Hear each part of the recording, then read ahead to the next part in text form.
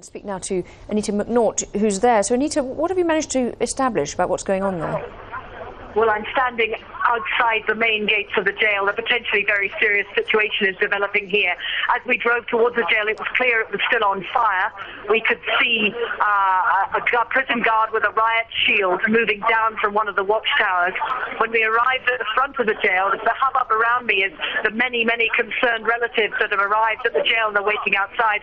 When we arrived, a group of gendarmes, that's the more heavily armed branch of the police, arrived here, and the relatives set on them and actually booed them and in some cases tried to punch them as they went into the jail to reinforce the security inside the jail. Now, there's a little bit of a story attached to this, because when the earthquake happened, some of the walls of the jail fell down and some of the prisoners escaped, but in a peculiar humane twist to this, they went home to check on their families to see if they were all right after the earthquake, and when they established they were, they went back into the jail. But clearly security at that point was breached, and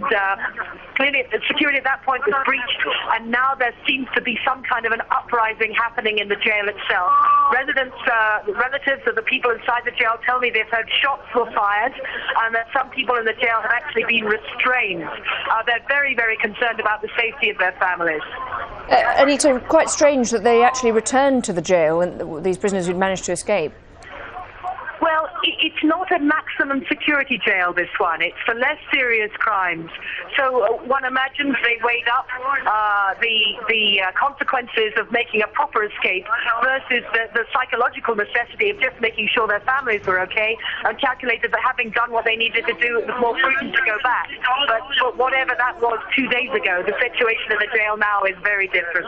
OK, Anita, thanks very much indeed for keeping us up to date with that story there from Van. Thank you.